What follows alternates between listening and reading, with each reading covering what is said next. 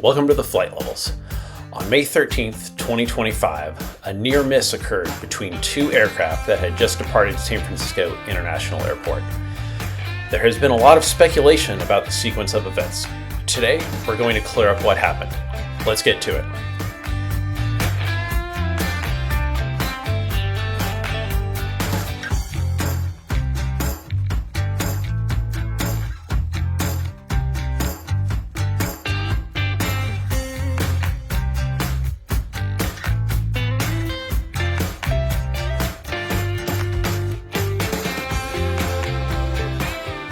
The San Francisco airport is unique in a lot of ways for a major U.S. airport. The airport is surrounded by dense urban areas on one side and the San Francisco Bay on the other. Nearby are both the Oakland Airport and San Jose airports. The runways at San Francisco consist of two sets of parallel runways perpendicular to each other. With the limited area for the airport, the center lines of the parallel runways are only 750 feet apart.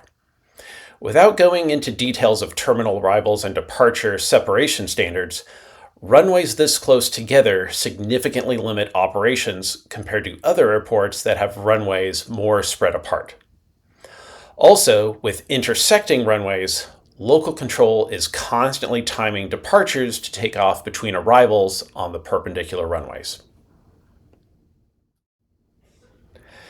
In the last decade, the FAA has been rolling out new area navigation procedures for both arrivals and departures. These procedures take advantage of GPS precision that all equipped aircraft are capable of flying. Previous procedures were limited by the use of ground-based navigation aids. Airplanes could only fly radials of these strategically placed ground stations. By transitioning to area navigation, the FAA has been able to create routes that go exactly where controllers need planes to go. At all major airports in the United States, including San Francisco, airliners fly these area navigation procedures in and out of the terminal area. On the afternoon of May 13th, SkyWest 5273, a regional jet operating as a code share for United Airlines, was scheduled to fly from San Francisco to Fresno, California. During their normal pre-flight procedure, the crew was issued a clearance to fly the STIC area navigation procedure to depart San Francisco.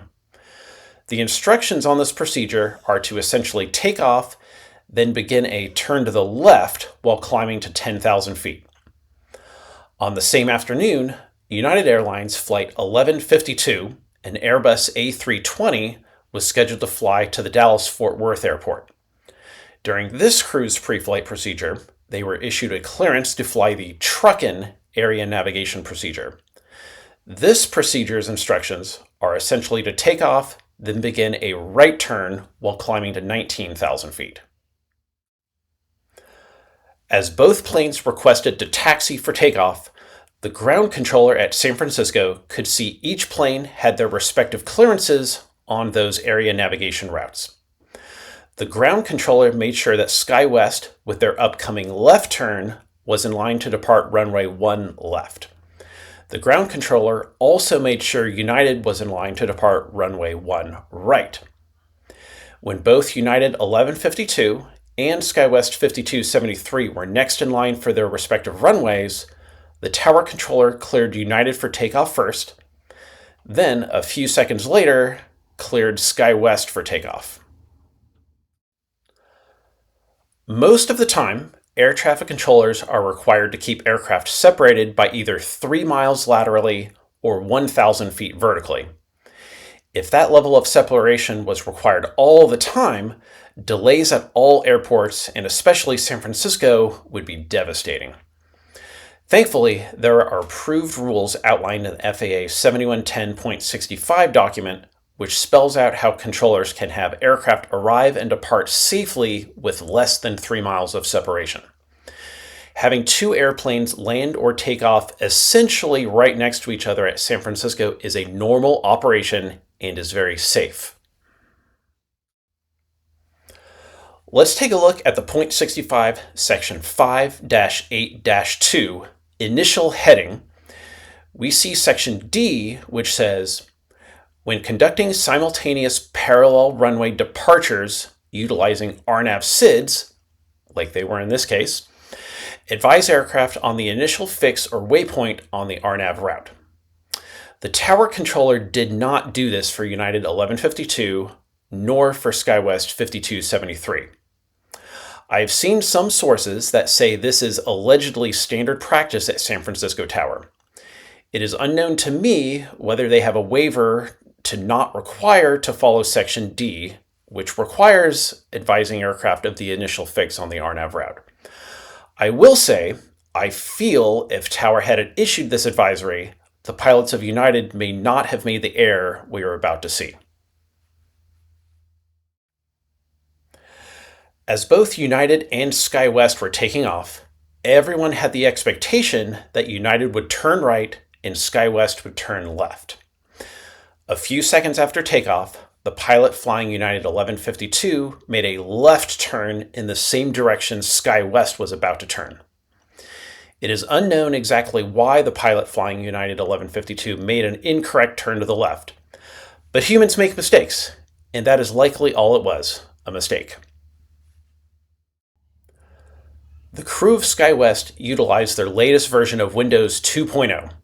No, not the operating system, but the clear glass panels in front of the cockpit to see the A320 turn in front of them. The pilots of SkyWest utilized FAR 91.3, which is the responsibility and authority of the pilot in command, and continued flying straight to avoid the Airbus instead of following their clearance and turning left. This is exactly what they were supposed to do. Fly the plane first and talk later. And would you believe all the technology they needed was some windows and their eyes? Fancy technology did not save the day. The pilots of SkyWest saved the day by looking out the window. The incorrect turn by the United pilot was a bummer, but the event didn't stop there. When the tower controller saw United's incorrect turn, they wanted to take action to keep the two airplanes apart. The controller meant to instruct United to fly present heading, since it seemed logical that the crew of United may discover their error and correct back to the right. Unfortunately, the controller instructed United to fly runway heading, which was right where SkyWest was. The pilot of United even questioned the controller's runway heading instruction. Only after United started the right turn back to the runway heading did the controller realize their error and instructed United to fly heading 280 immediately. The two planes remained safely separated. I acknowledge it's easier said than done, but when it starts to hit the fan, just reacting can result in a worse outcome. Sometimes you need to take just a few moments to analyze a situation before reacting. Everyone loves to hype up the alleged imminent danger of airplanes flying at a bazillion miles an hour right at each other. But that is just not the case. Did the pilot flying United mess up by turning left after takeoff? Yes. Did the United Airbus and the SkyWest regional jet get closer to each other than they should have? Also yes. Was this event emotional for those involved? It may have been. Was anyone in imminent danger? No. Today, we took a closer look at the events from the afternoon of May 13th between United 1152 and SkyWest 5273. Although the media has been trying to scare everyone into thinking there is a systematic problem with air traffic control, I hope you can see the system is designed to remain safe in the midst of human errors. At the same time, how do you feel about San Francisco Tower not following the rule to advise pilots of the initial fix on the RNAV route? Thank you for watching. Let me know in the comments if you learned anything. Share this with any of your friends who may also want to learn techniques to be a better pilot in the National Airspace System. Make sure to subscribe to the channel and head over to flight-levels.com. Remember, don't just fly, climb to the flight levels.